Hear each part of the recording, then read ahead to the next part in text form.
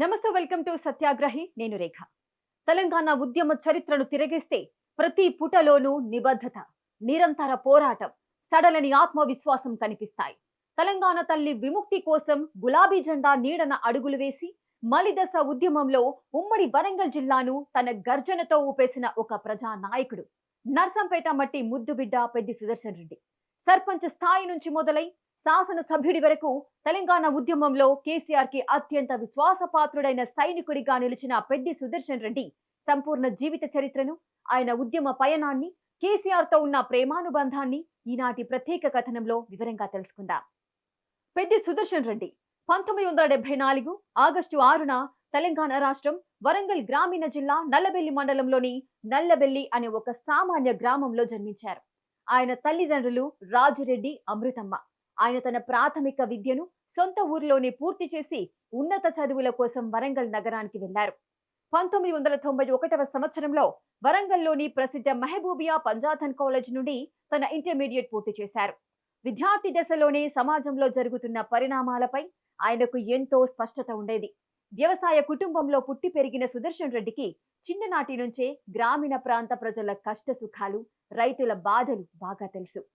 రాజకీయాల్లో నిరంతరం ప్రజల మధ్య ఉంటూ ఎంతో బిజీగా గడిపిన సుదర్శన్ రెడ్డి వెనుక ఆయన కుటుంబ ప్రోత్సాహం ఎంతో ఉంది.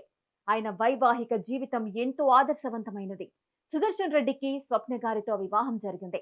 ఉద్యమ కాలంలోనూ పార్టీ కార్యకలాపాలలోనూ ఆయన సతీమణి ఎల్లప్పుడూ ఆయనకు ధైర్యంగా నిలిచారు. ఈ దంపతులకు 2 పిల్లలున్నారు. కుమారుడు నిదర్శన్ రెడ్డి, కుమార్తె ధర్మిష్ఠ రెడ్డి.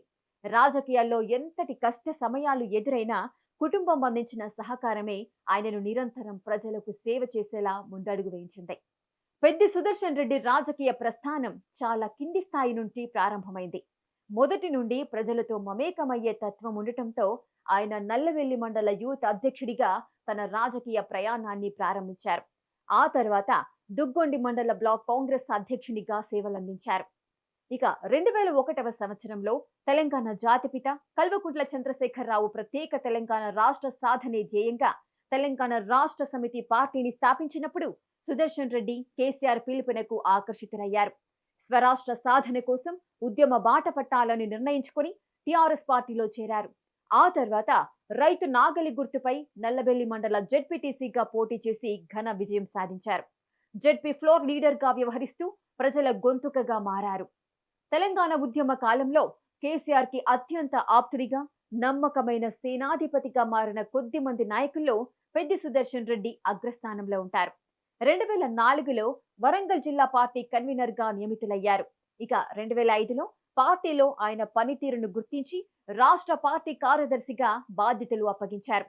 వరంగల్ జిల్లా అంతటా ఉద్యమ ఊపిరి లూదుతూ 8 సంవత్సరాల పాటు ఉమ్మడి వరంగల్ జిల్లా టిఆర్ఎస్ పార్టీ అధ్యక్షునిగా వ్యవహరించి జిల్లాలో పార్టీకి తిరుగులేని శక్తులుగా మార్చారు. పార్టీ పొలిటికల్ బ్యూరో ప్రారంభం నుండి అది రద్దయ్యే వరకు సభ్యుడిగా ఉంటూ కేసీఆర్ కుటుంబానికి అత్యంత సన్నిహితులుగా మారారు. తెలంగాణ ఉద్యమ చరిత్రలోనే మైలురాయిగా నిలిచిన, ప్రపంచ ప్రఖ్యాతిగాంచిన మహాగర్జన లాంటి భారీ బహిరంగ సభలను పెద్ది సుదర్శన్ రెడ్డి ముందుండి నిర్వహించారు. వరంగల్ జిల్లా కేంద్రంగా జరిగిన ప్రతి ఉద్యమ సభకు, పోరాటానికి సుదర్శన్ రెడ్డి సారథ్యం వహించారు. కేసీఆర్ నమ్మకాన్ని గెలుచుకుని రాష్ట్ర స్థాయిలో ఉద్యమ నేతగా గుర్తింపు పొందారు. తెలంగాణ రాష్ట్రం సిద్ధించిన తర్వాత ప్రత్యక్ష రాజకీయాల్లో తనదైన ముద్ర వేశారు సుదర్శన్ రెడ్డి. 2014లో తెలంగాణ ప్రత్యేక రాష్ట్రం ఏర్పడిన తర్వాత జరిగిన మొదటి ఎన్నికల్లో నర్సంపేట నియోజకవర్గం నుండి టిఆర్ఎస్ అభ్యర్థిగా పోటీ చేశారు. ఆ ఎన్నికల్లో సమీప స్వతంత్ర అభ్యర్థి దొంతి మాధవరెడ్డి చేతిలో ఓటమి పాలైనప్పటికీ ఆయన నిరాశ చెందక నియోజకవర్గ ప్రజల మధ్యనే ఉంటూ పోరాటం కొనసాగించారు.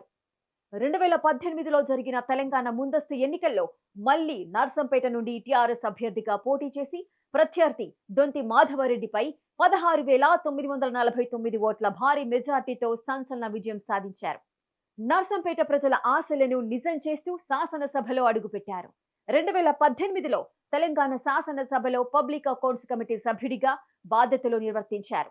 తెలంగాణ పౌర సరఫరాల సంస్థ చైర్మన్ గా నియామకమై రైతుల ధాన్యం కొనుగోలు ప్రక్రియలో, పౌర సరఫరాల వ్యవస్థలో ఎన్నో విప్లవాత్మక మార్పులు తీసుకొచ్చారు.